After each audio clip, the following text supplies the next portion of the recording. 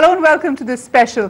As we mark the end of a financial year and the beginning of the next, we bring you a special discussion which launches our ambitious series Inside India's Best Known Companies, where we will be talking to business leaders and key policy makers whose companies and departments will play a critical role in powering the next leg of India's growth.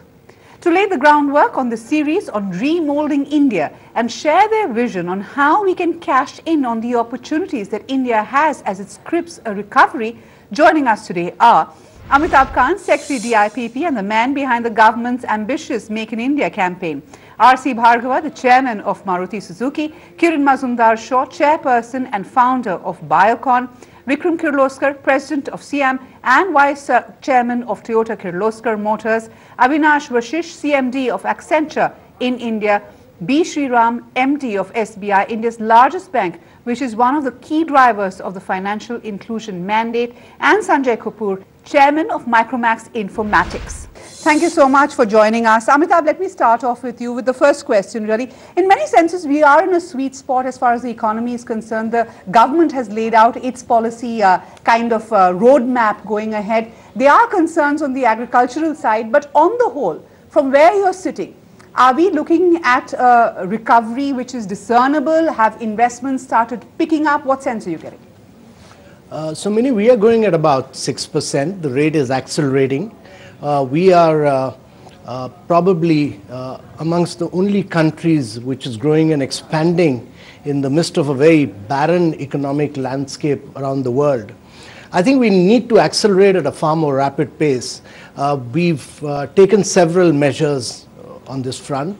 The FDI regime in railways, defense, construction, medical devices, insurance has opened up, and if you were to look at the latest FDI figures, India has grown very substantially. The inward remittances in terms of FDI has grown at about almost close to 40%.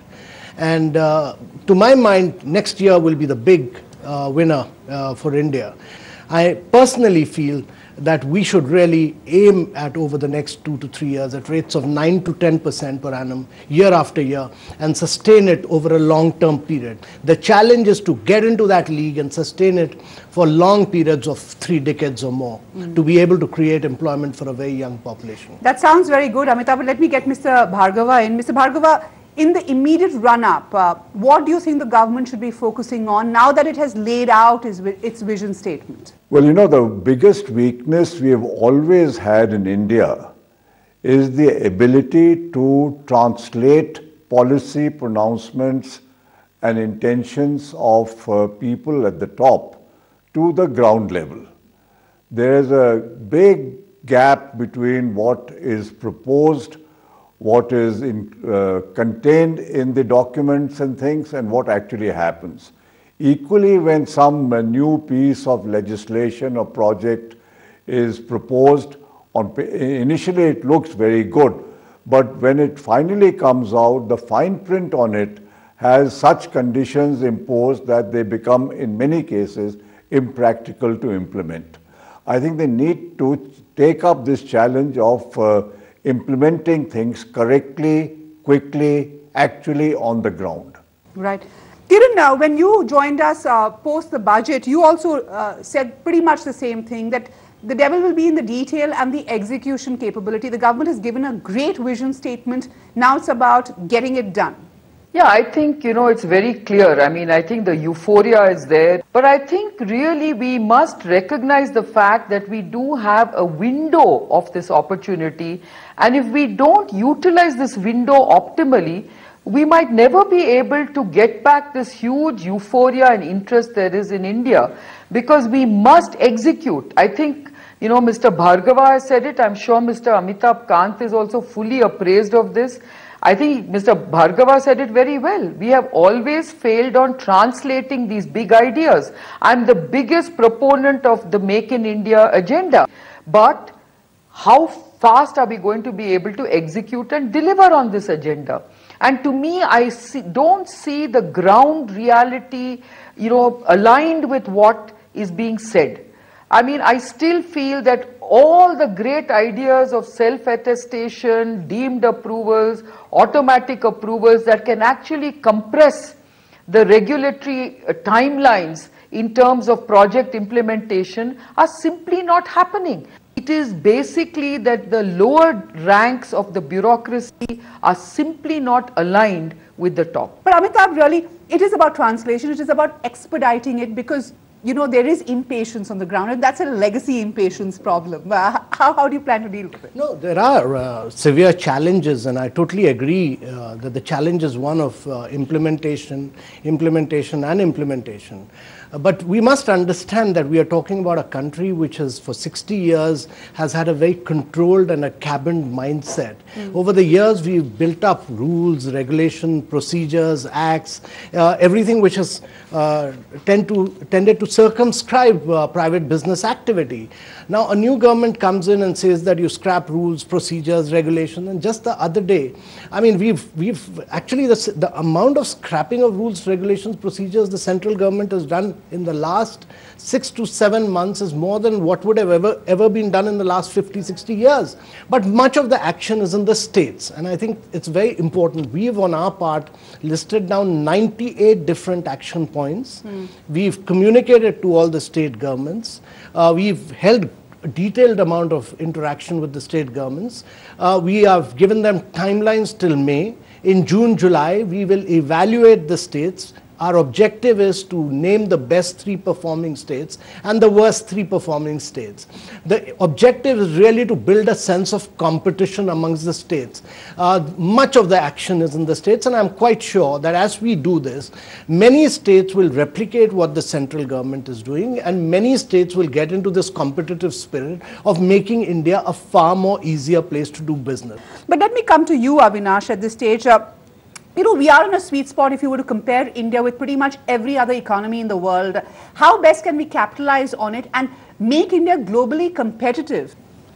And I think India's got a great future ahead in terms of the growth rate really picking up. I think one of the things that we should definitely do is provide some impetus to some of the core sectors like services, agriculture, and manufacturing. And this is where the reforms need to be really pushed. Also, with the Digital India, and what digital is doing, not just to India, but to businesses globally, I think it provides a great opportunity for India to leapfrog in terms of being a digital nation in that sense. I think one of the things also is we have a workforce that is very young, and by 2030, we will add close to 250 million people to the workforce. I think skilling this workforce to where the digital India is going, where I think India growth opportunities lie in terms of make in India, I think it's a great opportunity out there.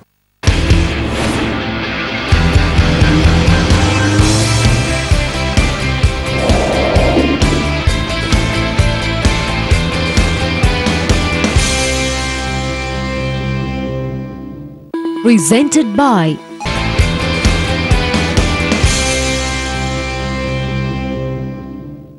Sriram, let me get you in here and Sanjay in here. The Jan Dhan Yojana is supposed to be the other big pillar, and it is being considered as the other big pillar of transformation and remoulding of India.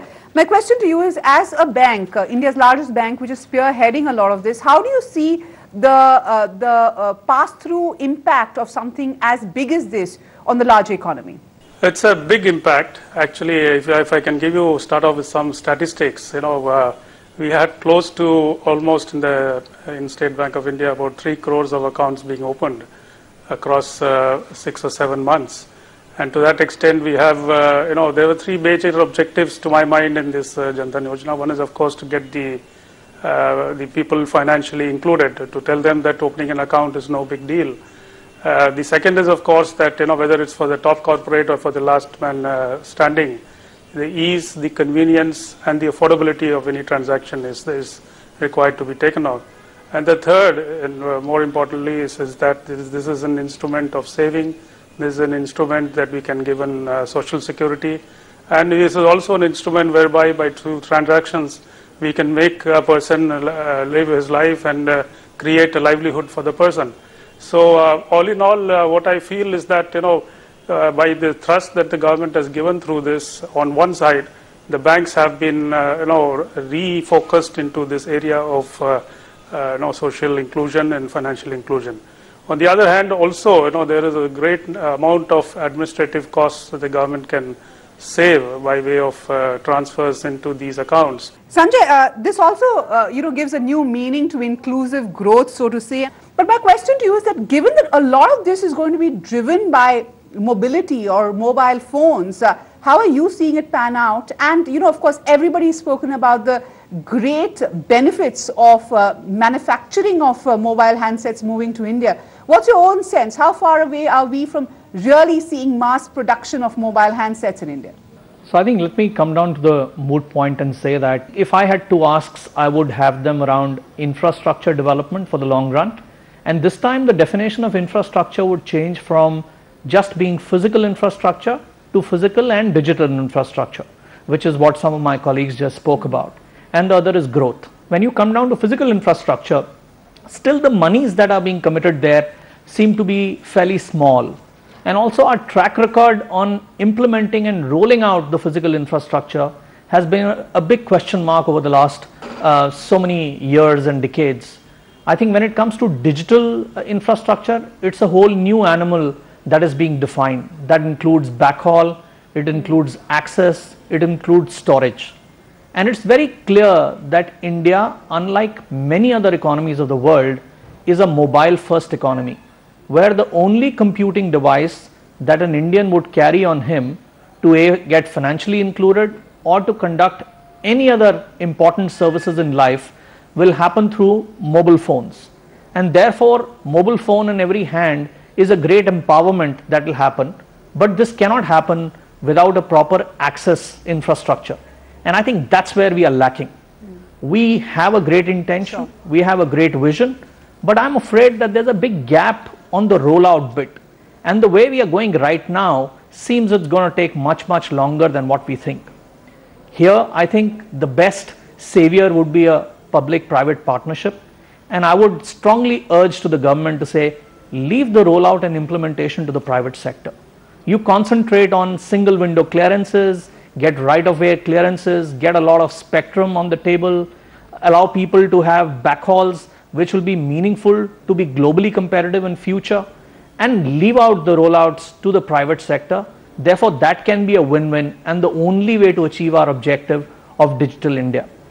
Coming down to manufacturing and mobile phones, I think we all know that more than 95-96% of the world's produce comes from actually two countries, Taiwan and China, and mainly China.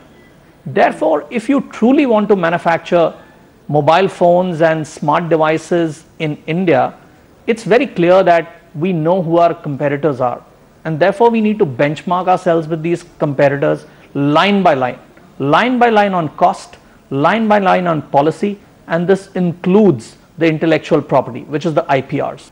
After we are competitive, now the biggest thing that we have to do is we must understand where the value addition in manufacturing happens.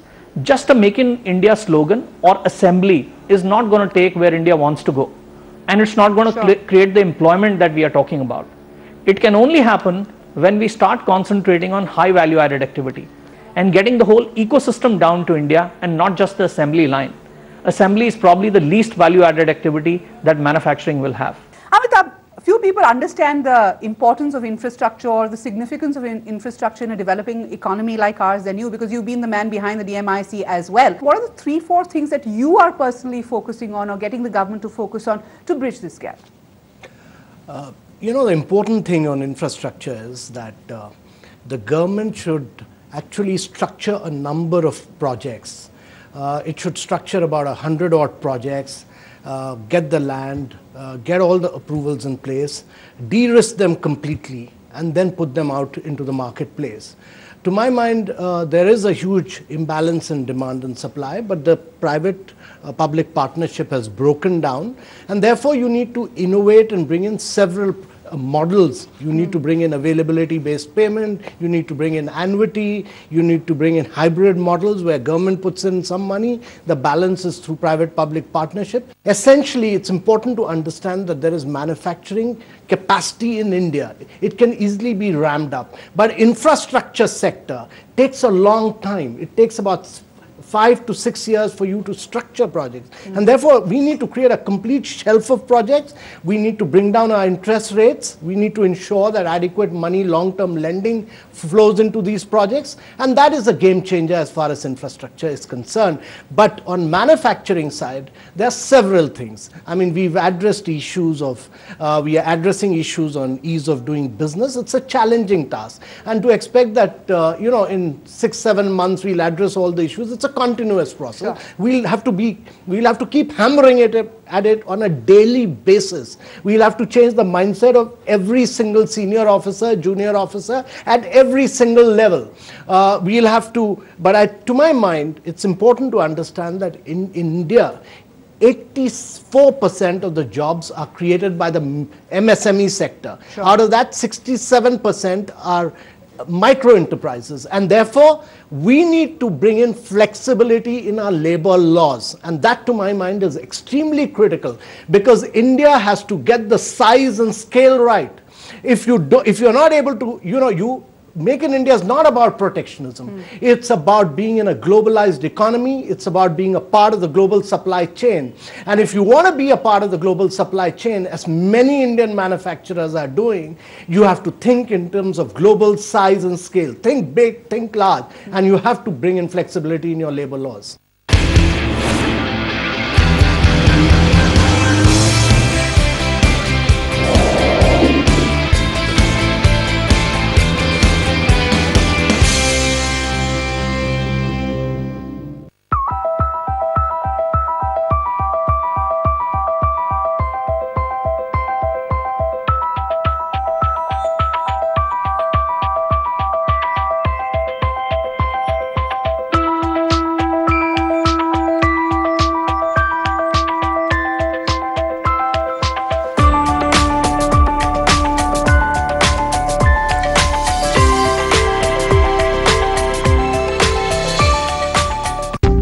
BSC Investors Protection Fund presents Investor Awareness. ETF typically is a mirror image of any composite bond or an index. If it's an equity-based, Sensex-based ETF, I need to hold it for more than 12 months to qualify for a long-term capital gain and hence make it tax-free. In case of any debt-based or a commodity-based, the tax treatment is like a debt-based fund. Hence, I need to hold for more than 3 years with the current tax laws to qualify for a long-term capital gain. BSE Investors Protection Fund presents Investment Ladder on Smart Money.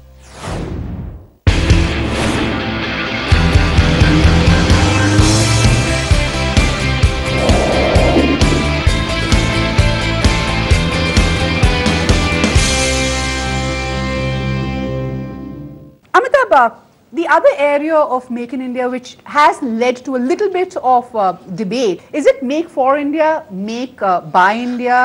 How do you see it happening? Because when we're looking at remoulding India and the road ahead, often comparisons are made with other Southeast Asian countries where manufacturing grew because of the large market outside. There's a fairly barren landscape outside India right now. I mean, other than America, other countries are not growing. Europe and Japan are pretty stagnant right now.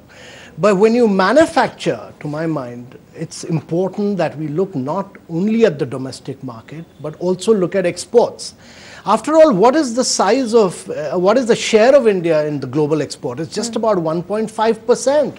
And, many of these companies which came into manufacturing into India, I mean, if you were to just look at the automobiles sector, Hyundai came into India looking at the domestic market, but today it exports 48% of its production to 123 countries of the world. It's made India the manufacturing base to the rest of the world. So does Toyota, so does Honda, so does Suzuki. I mean, they produce for the domestic market, but they also export. So to my mind, the domestic market must be a springboard for export.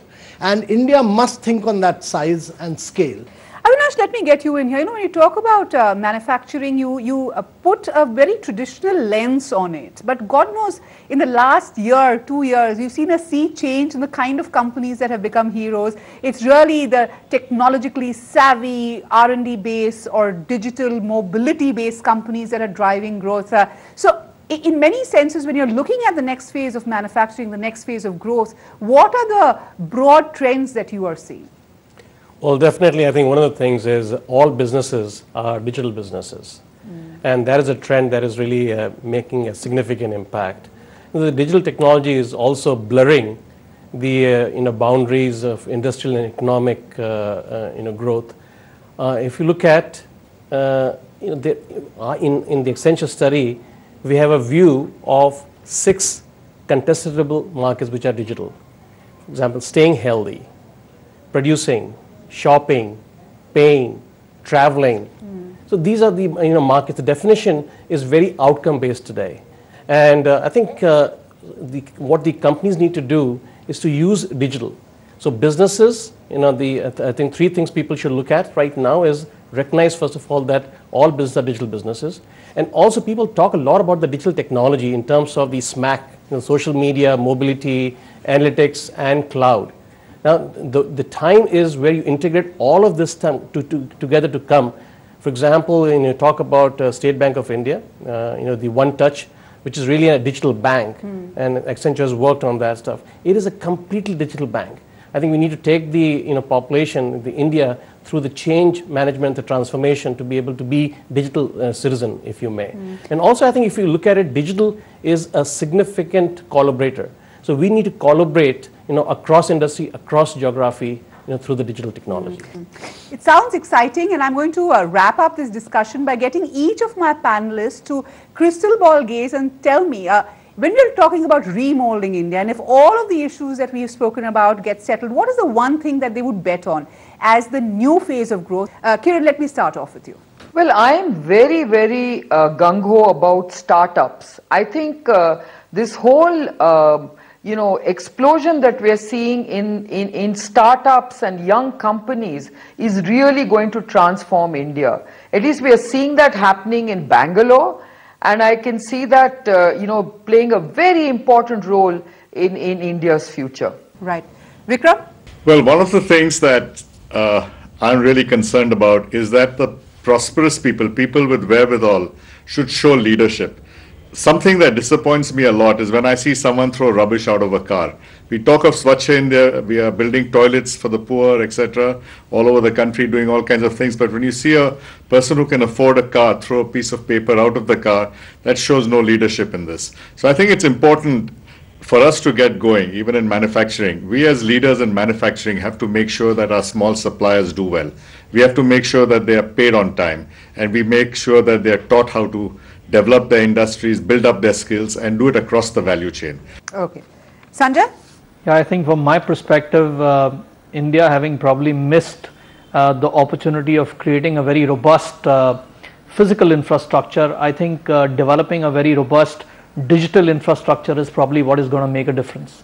And that is going to be good for financial inclusion, for broadening the tax base and revenues for the country. It's going to empower people of the country, and also lend us an opportunity to be globally competitive, because through the internet and through the digital framework, small businesses, medium businesses, large businesses could extend their tentacles, their products, services to anywhere in the world and be competitive. Right. Avinash, we've spoken about a relook at the entire public-private partnership model. How do you see it evolving in the next phase if all members of the so-called Team India to participate?